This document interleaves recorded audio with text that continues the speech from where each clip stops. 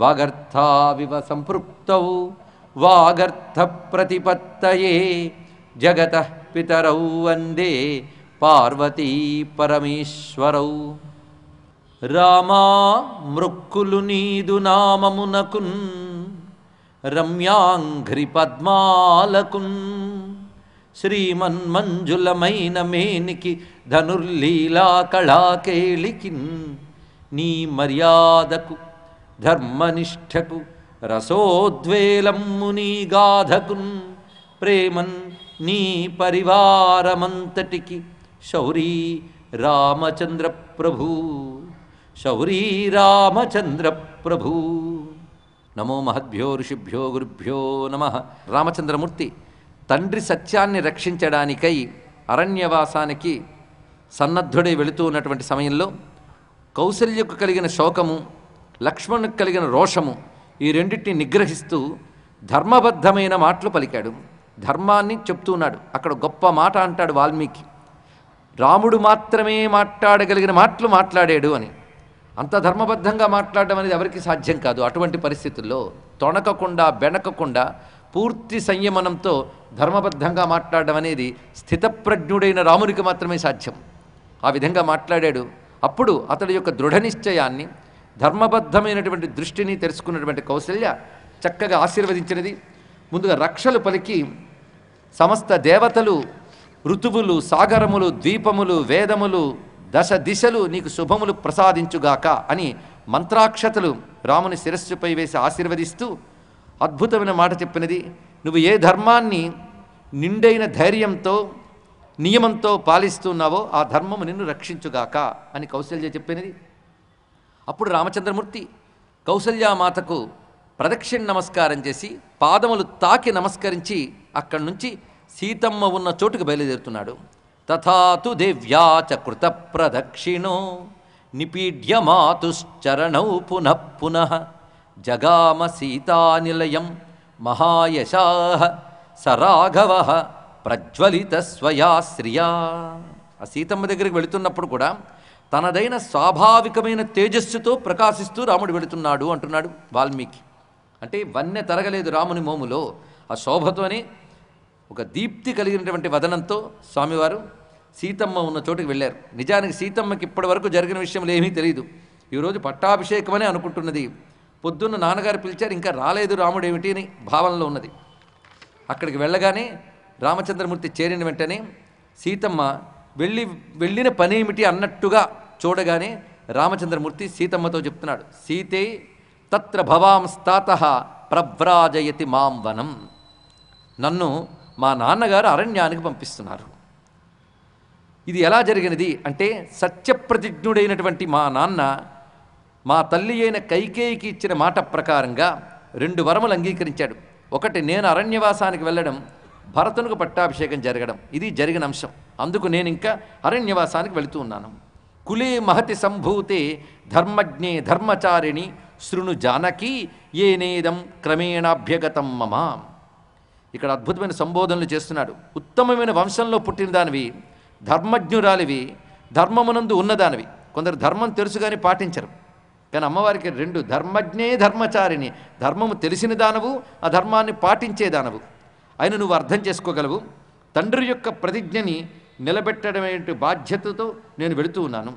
నువ్వు కాస్త క్షమ వహించి తిరిగి నేను అరణ్యవాసం నుండి వచ్చే వరకు ఇక్కడ నియమబద్ధంగా ఉండు అని చెప్తున్నాడు. ఇక్కడ ఆ నియమాలు ఏమిటో చాలా వివరంగా చెప్తాడు రామచంద్రమూర్తి.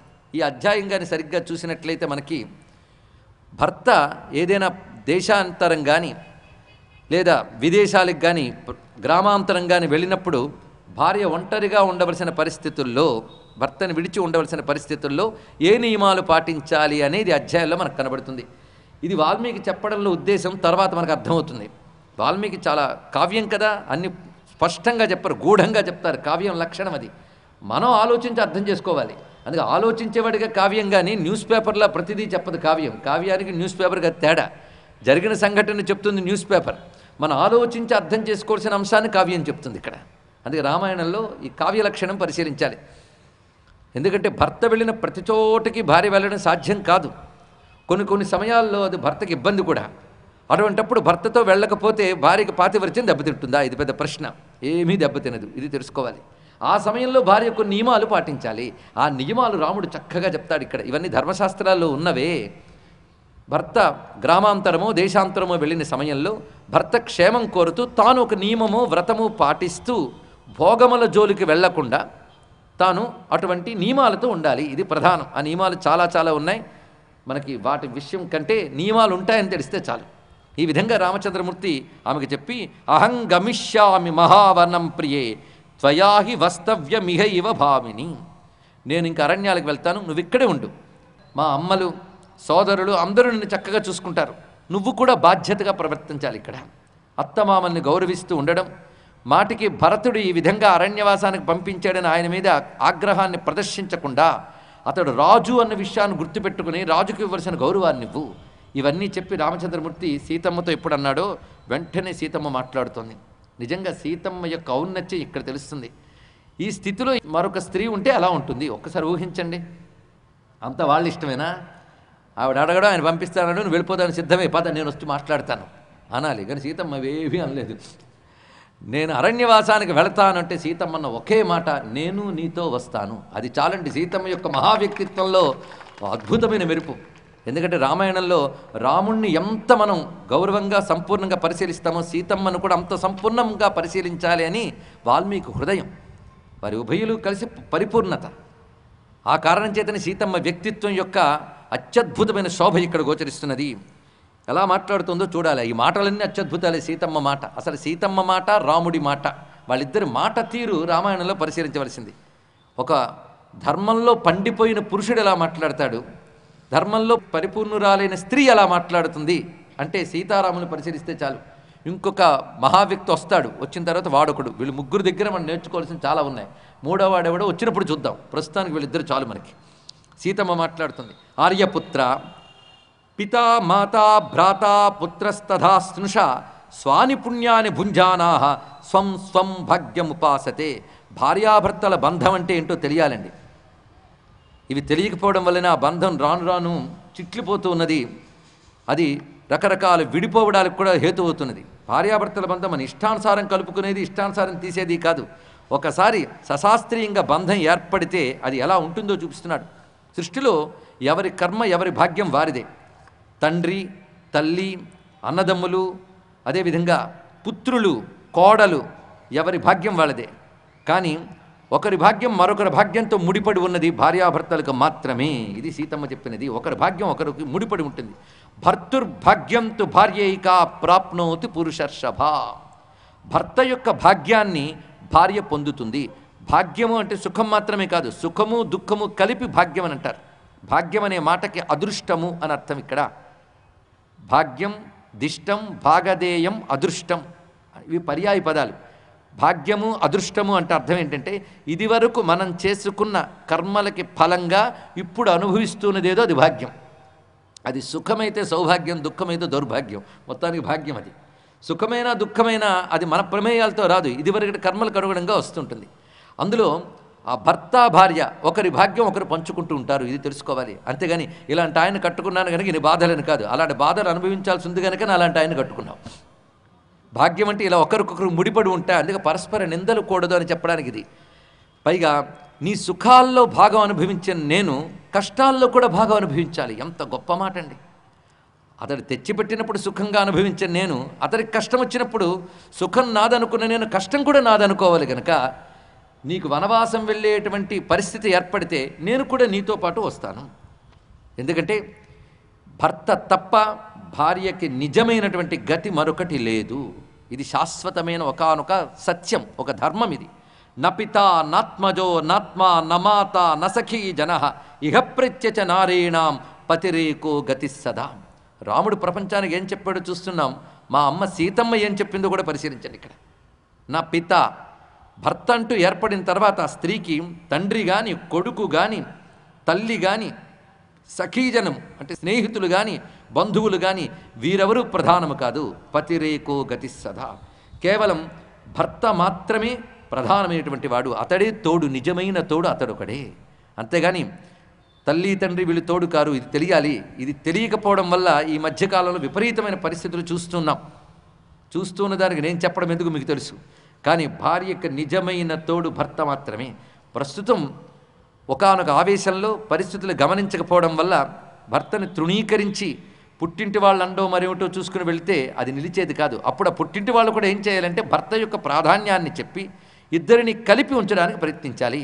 అందుకే ఒకసారి వివాహబంధం పడ్డాక అది మరణ పర్యంతం మాత్రమే కాదు, మరణానంతరం కూడా ఉంటుంది. ఇది గొప్ప సత్యం, తెలుసుకోవాల్సిన ప్రధానమైనటువంటిది. అందుకే భార్యాభర్తల బంధం ఈ జన్మది కాదు, కొన్ని జన్మల వరకు వెళుతుంది. మిగిలిన బంధాలు తెగవచ్చు, కానీ అది మాత్రం తెగదు. ఇది తెలుసుకోవాలి. యదిత్వం ప్రస్థితో దుర్గం వనమధ్యైవ రాఘవ, నువ్వు నిజానికి అరణ్యాలకు వెళ్ళడం అనేది తప్పనిసరి అయితే నేను వస్తాను. ఎలా వస్తానంటే ముందు అగ్రతస్తే గమిష్యామి మృద్నంతి కుశకంఠకాన్, నీ ముందు నేను నడుస్తాను. నువ్వు వెళ్ళబోయే మార్గంలో అడ్డు వచ్చేటువంటి పదునైనటువంటి ముళ్ళు కానీ రాళ్ళు కానీ ఇంకేమైనా ఉంటే అడ్డులు తొలగిస్తాను. నీ అడుగు చక్కగా వేసేటట్టుగా నేను ఆ తోవ అంతా శుభ్రం చేస్తాను, నీ మార్గం సుగమం చేస్తాను, నీతో పాటు అరణ్యానికి వస్తాను. ఎంత గొప్పగా అన్నదండి ఇక్కడ. నిన్ను అనుసరిస్తాను కాదు, నేను నీ ముందు ఉంటూ నీ మార్గంలో ఉన్నటువంటి ముళ్ళు రాళ్ళు కంపలు తొలగించి నీ మార్గం సుగమం అయ్యేటట్టు చేస్తానన్నది సీతమ్మ. ఇది చాలా అత్యద్భుతమైన మాట. ఇందులో రెండు అర్థాలు కనబడుతున్నాయి. రామచంద్రమూర్తి పాదాలకి నొప్పి పెట్టకుండా ఉండేటట్టు, మార్గంలో ఏమాత్రం ఇబ్బంది లేకుండా ఉండేటట్టు చూసుకుంటాను అన్నది ఇక్కడ. ఇంకొక మాట ఇందులో అర్థం ఏంటంటే నీ మార్గానికి ఉన్న అడ్డంకులు తొలగిస్తాను. ఈ మాట అర్థం చేసుకోవాలి. రాముడి మార్గం అంటే ఏమిటి? ధర్మ మార్గం. ఈ ధర్మ మార్గంలో ఆయన ఎటువైపు వెళ్తున్నాడు, ఈ అడుగు ఎటువైపు వేస్తున్నాడు? నీ మార్గానికి ఉన్న అడ్డంకులు తొలగిస్తాను. ఈ మాట అర్థం చేసుకోవాలి. రాముడి మార్గం అంటే ఏమిటి? ధర్మ మార్గం. ఈ ధర్మ మార్గంలో ఆయన ఎటువైపు వెళ్తున్నాడు, ఈ అడుగు ఎటువైపు వేస్తున్నాడు? రావణ సంహారం కోసం, అసుర సంహారం కోసం ప్రయాణం చేస్తున్నాడు. అసుర సంహారం కోసం అంటే అవతార కార్యం కోసం ఆయన ఏ మార్గంలో వెళుతున్నాడో ఆ అవతార కార్యానికి ఏ విఘ్నాలు ఉన్నాయో ఆ విఘ్నాలు తొలగించి సులభంగా అవతార కార్యం అయ్యేటట్టు నేను చేస్తాను అంటుంది సీతమ్మ. అది దీనిలో ఉన్నటువంటి అద్భుతమైన అంతరార్థం గమనించాలి. అందుకే రామాయణంలో సీతమ్మకి ఎక్కువ ప్రాధాన్యం ఉంది. మిగిలిన అవతారాల్లో అమ్మవారు కూడా ఉన్నప్పటికీ రామావతారాల్లో అమ్మవారికి ఉన్నంత ప్రాధాన్యం ఇతర అవతారాల్లో కనబడదు. ఒక్కసారి విష్ణు అవతారాలని మీరు పరిశీలించండి. మిగిలిన అవతారాల్లో లక్ష్మీదేవి ఉంది. ఏ అవతారం ఎత్తినా లక్ష్మీదేవి పక్కన ఉంటుంది ఆయనకి, కానీ ఆయన ప్రక్కన ఉంటుందే కానీ ఆ అవతార కార్యంలో ఆవిడ జోక్యం చేసుకోదు. కృష్ణావతారంలో రుక్మిణీదేవిగా సత్యభామగా తల్లి ఉన్నది, కానీ అవతార కార్యంలో ఆవిడ జోక్యం చేసుకోలేదు. కానీ రామావతారంలో మాత్రం అడుగడుగున సీతమ్మ జోక్యం ఉన్నది. అందుకే మహాలక్ష్మి కూడా కలిసి చేసినటువంటి అవతార కార్యం రామాయణం. అసలు ఆ తల్లే లేకపోతే రాముడు ఎందుకు అవతరించాడో జరుగుతుందా? అందుకే సీతమ్మ గురించి అంత ప్రాధాన్యం ఉన్నది గనక సీతా మహిమ కళ్యాణం నుంచి మనకు కనబడుతూనే ఉన్నది. ప్రత్యేకించి సీతా మంత్ర ఉపాసన విద్య ఉంది. మిగిలినటువంటి అవతారాల్లో ఇప్పుడు రుక్మిణీ మంత్రం కానీ అదేవిధంగా సత్యభామ మంత్రాల్లో కానీ సీతమ్మకు మంత్రం ఉంది. అది గురువు దగ్గర ఉపదేశం పొంది సాధన చేస్తారు. ఎందువల్ల సీతమ్మకు అంత ప్రాధాన్యం ఇచ్చారు అంటే సీతమ్మ గురించి క్లుప్తంగా మనం గ్రహించవలసిన అంశం ఏమిటంటే రామాయణం ప్రకారంగా సీతమ్మ వేదమూర్తి, వేదం ఆవిడ. అంటే వేదము యొక్క తేజస్సంతా ఒక మూర్తి ధరించి వచ్చింది. అంటే మహాలక్ష్మి వేద రూపంగా ఉన్నటువంటి మహాలక్ష్మి ఆవిర్భవించింది. కుశధ్వజుడనే మహాత్ముడు వేదాధ్యయనం చేస్తుంటే ఆయన వేదమంత్ర శక్తి అంతా కలిసి ఒక మూర్తిగా ఆవిర్భవించింది. అప్పుడు కుశధ్వజుడు ఆమెకు వేదవతి అని పేరు పెట్టాడు, తన కుమార్తెగా సాకాడు. ఆ వేదవతి తనంత తానుగా భూగర్భంలో ప్రవేశించి జనక మహీపతికి దొరికి రాముని చేపట్టింది. అందుకే సీతమ్మ వేదము. ఇది గుర్తుపెట్టుకోండి. ఎందుకు చెప్పేమో తర్వాత ఇంకా అర్థమవుతుంది. వేదము అంటే యజ్ఞస్వరూపం, జ్ఞానస్వరూపం, రెండు వేదం అంటే. ఒకటి ధర్మము, ఇంకోటి జ్ఞానం. ఈ రెండు చెప్పడానికి వచ్చింది వేదము. ధర్మం అంటే ఎలా బ్రతకాలో చెప్తుంది ధర్మము, ఏది పొందాలో చెప్తుంది జ్ఞానము. ఈ ధర్మము ఈ జ్ఞానము చెప్పేదే వేదము. అందుకే ధర్మము చెప్పేది యజ్ఞ కర్మ కాండ అయితే జ్ఞానము చెప్పేది ఉపనిషత్ కాండ వేదాంతము. ఈ వేదాంతములు కలిసి వేదమాత. ఆ వేదమాత అమ్మ. ఈ వేదము ఎందుకు ఈ రెండింటి చెప్తుందంటే ఈ రెండిటి వల్ల మనం పొందవలసింది పరమపురుషుని. అందుకు వేద విద్య అమ్మవారైతే వేదము ద్వారా తెలియబడే భగవంతుడు రామచంద్రమూర్తి. ఇది మనం గమనించినట్లయితే అమ్మవారంటే నడుస్తున్న వేదము. అలాంటి వేద విద్య, బ్రహ్మ విద్య, వేదాంత విద్య ఎవరికి దొరుకుతుంది అంటే దేహాత్మ భ్రాంతి లేని మహాత్ముడైన విదేహరాజుకు దొరికింది. అది ఇన్ని భావాలు ఉన్నాయి. అందుకని భూమిపుత్రి అంటే భూదేవి కడుపులోంచి వచ్చిందని కాదు ఇక్కడ. ఆ వేదవతి భూమిలో ప్రవేశించి భూమి నుంచి వచ్చింది ఇక్కడ. కనుక సీతమ్మ అనగా వేద రూపిణి అయిన మహాలక్ష్మి. రాముడు అనగా యజ్ఞస్వరూపుడైన విష్ణువు. ఈ రెండు గుర్తుపెట్టుకుని రామాయణం కానీ మనం చదవగలిగితే, అర్థం చేసుకోగలిగితే, అలా చూసేవాడికి రామాయణం అద్భుతాలు ఇస్తుంది, అనేక వేద యజ్ఞాలు చేసిన ఫలితాన్ని ఇస్తుంది. అందుకే సీతమ్మ వేదమయి, వేదస్వరూపిణి అని నమస్కారం చేయాలి. ఎందుకంటే వేదమయి, వేదమాత అంటే ఎవరు గాయత్రి, ఇంకోటి కాదు. అందుకే వేదమాత ఆ జగన్మాత, వేదము ద్వారా తెలియబడే భగవంతుడు రామచంద్రమూర్తి. అది మనకు ప్రధానంగా గుర్తుపెట్టుకుంటే సీతమ్మ యొక్క ప్రాధాన్యం తెలిసింది. అందుకే ఈ అవతార కార్యంలో నీ అవతార కార్యానికి మధ్యలో ఉండే విఘ్నాలన్నీ తొలగిస్తాను అని ధ్వని వచ్చేటట్టుగా తోవలో ఉన్నటువంటి కంటకములు, ముళ్ళు, రాళ్ళు మొదలైనవి తొలగిస్తాను. అంతేకాదు, నన్ను తీసుకెళ్లకుండా నువ్వు ఎలా వెళ్ళగలవసరం? ఎవరైనా సరే ప్రయాణానికి వెళ్ళినప్పుడు నీళ్ల పాత్రను పట్టుకెళ్తారు. అంటే అప్పుడు కూడా ఇవి ఉండేదనమాట. ఆ నీళ్ల పాత్ర పట్టుకెళ్ళినప్పుడు కొంత నీళ్లు తాగుతూ కొంత విడిచిపెట్టరు. ఆ నీళ్ళ పాత్ర పట్టుకు వెళ్తారు, ఎందుకంటే త్రోవలో పనికొస్తుందని. ప్రయాణంలో వెళ్ళేవాడికి నీళ్ల పాత్ర ఎంత అవసరమో నీకు నేను అంత అవసరము ఉంటుంది ఇక్కడ. అనుశిష్టాస్మి మాత్రాచ పిత్రాచ వీధాశ్రయం. అంతేకాదు, భర్తతో ఎలా మసలుకోవాలో మా అమ్మ నాన్న నాకు నేర్పారు. అవన్నీ నాకు గుర్తున్నాయి సుమా. అనుశిష్టాస్మి, వాళ్ళు నాకు వాళ్ళకి నేర్పి చక్కగా బోధించారు. అందుకు నేను జాగ్రత్తగా నీతో ప్రవర్తిస్తాను తప్ప నిన్ను ఎక్కడా కూడాను నొప్పించను. ఎవరి పట్ల ఎలా ప్రవర్తించాలి అనేది మా అమ్మ నాన్న నాకు నేర్పారు అన్నారు. ఇదండి తల్లిదండ్రులు నేర్పాల్సినవి. అంతేకాదు, నేను అడవిలో ఎలా నడుస్తాను అనుకుంటావేమో, అసలు రాముడికి మరో ప్రశ్న ఇవ్వడానికి అవకాశం లేకుండా అన్నీ ఆవిడే చెప్తోందండి మొత్తం. అసలు మాట్లాడే తీరంటే ఆవిడ దగ్గర చూడాలి. ఎప్పుడైనా అవతల వాళ్ళతో మాట్లాడినప్పుడు వాడు ఎలాంటి ప్రశ్నలు వేస్తాడో ముందే తాను ఊహించి ఆ ప్రశ్న వెయ్యవలసిన అవసరం లేకుండా మాట్లాడగలగాలి. అది నేర్పరితనం. అలా మాట్లాడగలిగే వాళ్ళు ఋషులు. ఆ తర్వాత రాముడు, ఆ తర్వాత మా అమ్మ సీతమ్మ, వాళ్ళు అలా మాట్లాడగలరు. సుఖం వనే నివేత్స్యామి యథైవ భవనే పితు. ఒక్క మాట చెప్తున్నాను రామా, నా పుట్టింట్లో ఎలా ఉంటానో అడవిలో అలా ఉంటాను. నా గురించి నువ్వేం దిగులు పడకు. అంతేకాదు, నువ్వు అడవిలోకి వెళ్ళినప్పుడు నన్ను ఎందుకు తీసుకెళ్ళనంటున్నావు? నన్ను అక్కడ నువ్వు రక్షించలేవనా? అడవులకు నువ్వు వెళుతున్నావంటే నువ్వు అందరినో రక్షించడానికి వెళుతున్నావు. అడవులకు నువ్వు వెళ్ళగానే అక్కడ ఋషులందరూ ఆనందిస్తారు, రాముడు మాకు రక్షణకు దొరికాడు అని. అంతమంది ఋషుల్నే నువ్వు రక్షించగలిగేవాడివి, నీ దాననైనా నన్ను రక్షించవా? కనుక నీ రక్షణ నాకుంటుంది. అందుకే సహత్వయా గమిష్యామి వనమధ్య న సంశయ. నీతో పాటు నిస్సందేహంగా అడవులకు వస్తాను. రమ్మంటావా లేదా అని అడగట్లేదు, వస్తానని గట్టిగా చెప్తుంది ఆవిడ. పైగా నువ్వు నన్ను నివర్తించడానికి వీల్లేదు, అంటే తిరిగి వెళ్ళని చెప్పడానికి లేదు. అలాగే నేను అడవిలో ఉన్నంతకాలం నిన్నెక్కడ సతాయించను సుమా, నిన్ను దుఃఖపెట్టను.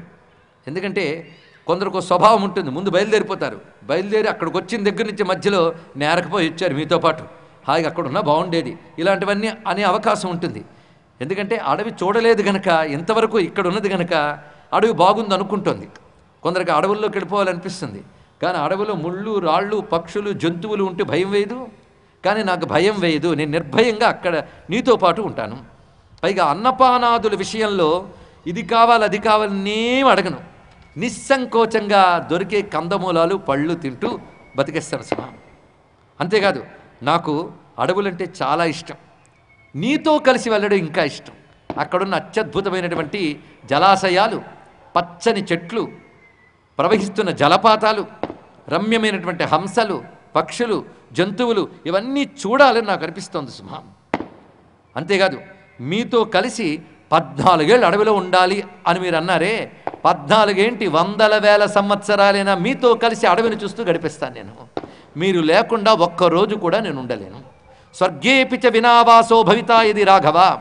నువ్వు దగ్గరుంటే అడవిలోనే ఉంటాను, నువ్వు లేకపోతే స్వర్గంలో కూడా ఉండను. ఇది చెప్పిందండి సీతమ్మ. ఎంత గొప్ప అత్యద్భుతమైన ప్రేమభావం అండి. పాతివ్రత్యం అనగానే ఈ రోజుల్లో వాళ్ళు ఆమదం తాగినట్టు మొహం పెడతారు. ఏకపత్ని వ్రతం అనగానే పురుషుడికి కోపం వస్తుంది, పాతివ్రత్యం అనగానే స్త్రీకి కోపం వస్తుంది.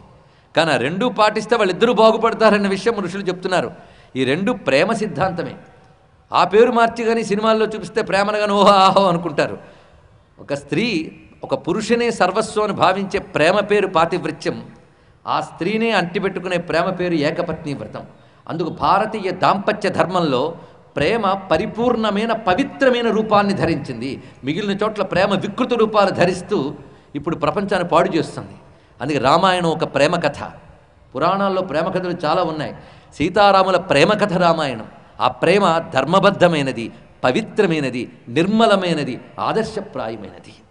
ఆ ప్రేమ స్త్రీకి ఉంటే పాతివ్రత్యం అంటారు, ఆ ప్రేమ పురుషునికి ఉంటే ఏకపత్ని వ్రతం అంటారు. అంత భవ్యమైనది ఈ ప్రేమ.